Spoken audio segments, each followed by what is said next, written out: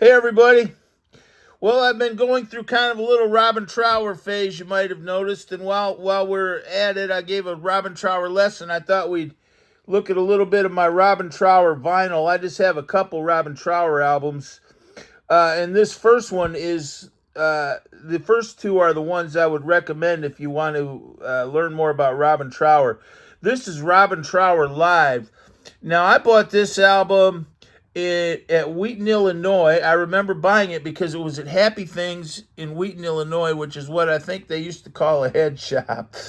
And they didn't have very many albums. Now, right down the street was Johnny B. Good's record and tape store. That was a classic 70s, record store. But this was kind of down the street, but they had a little bin with some old records in it, and this one was in there for $1. And I remember I bought it because I didn't know that much about it, but it looked like a pretty good album, and it was only $1. And I bought it home and listened to it, and I very quickly said, "Man, this is a great album," and it really is a good album. Look at Robin Trower there.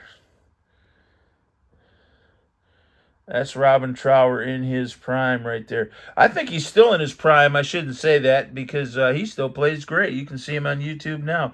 As a matter of fact, I bought tickets to go see Robin Trower, and I'll be sure to review the concert on this channel. I bought tickets to see Robin Trower. He's coming to Atlanta in October. But I bought this album. It's just a super duper good album.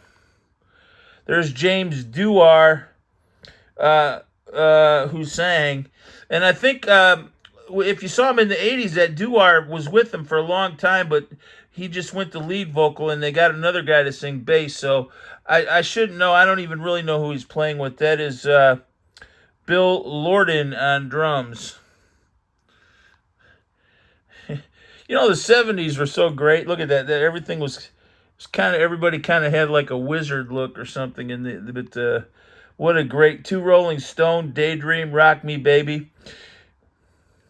Althea, a little bit of Sympathy. The only thing wrong with this album is it didn't have Bridge of Sighs or Day of the Eagle on it, because this album came out in 74. Now, this is the next album I was going to show, which is Bridge of Sighs, which came out before that. I think this is 73. I'm going to say 1973. Let's see what it says. It's hard to read. Anyway, this album, Bridge of Sighs, was out before Robin Trower Live, which means, and on that Robin Trower Live album, he didn't play Day of the Eagle or Bridge of Sighs. He did play two Rolling Stone and a little bit of Sympathy, but those two songs, Day of the Eagle and Bridge of Sighs, are some of the best Robin Trower songs. And I was wondering why they aren't on that live album. Maybe it's kind of like Eric Clapton and Layla. He did the song, and some people liked it, but it didn't really become the sort of epic song that it was for a couple years. And Bridge of Sighs is just a classic guitar song, as is Day of the Eagle.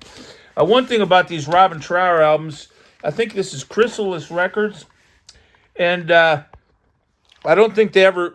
Robin Trower, they kept him around till the 80s, so... they supported him, but I don't think he was the kind of artist that they spent a ton of money on. So he doesn't have a lot of really fancy album covers like some bands. And I was thinking that about that Robin Trower Live. That could have been a double album, I would think, but those are more expensive. So everything. This is this Caravan to Midnight or In City Dreams? This is In City Dreams.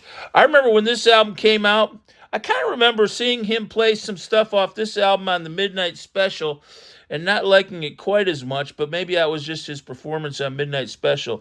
One thing about being in a power trio, it's not very forgiving. So you go out there and play, you don't have other instruments to cover you. And so if you're on TV or something and you're not having a great night, or maybe the sound system's a little off or the crowd's kind of dead, you don't have a lot of... You're kind of naked out there. But I definitely remember that album. And this is Caravan to Midnight. Again, there's not all that much to And if you know much about Caravan to Midnight, some of you might know more about it than I do. I didn't listen to this album too much, but I definitely listened to these two albums, particularly Robin Trower Live, and of course Bridge of Sighs and Day of the Eagle were radio staples back in the day, particularly Bridge of Sighs. You still hear Bridge of Sighs, well, Day of the Eagle too, and two Rolling Stone, but Bridge of Sighs should have been on this album. But this is a great album. It's got some great guitar playing on it. And one of these days I'm going to do a little video, the best live albums ever. Like Live at the Fillmore East, Allman Brothers. Deep Purple, Made in Japan. I mean, there's so many good live albums, and I don't know if this would be on there or not, if for no other reason than it's kind of bare bones and it's only a single album. And most live albums were double albums, and most live albums I can think of were also kind of like greatest hits albums. You could buy it and it'd have all the songs you liked on it and then some, plus a live version. This one's kind of bare bones. It's just a single album. Uh, I don't know how much over it sounds like. It's definitely live. In fact, I think I read Robin Trower said that they just recorded this. They recorded a show, and the tape came out so good that they ended up making a live album out of it. And so I don't even know really the story of this album, but it's kind of bare bones. It's just a single album, but boys, it have some good guitar playing on it. Just absolutely fantastic. Hats off to Robin Trower. God bless you.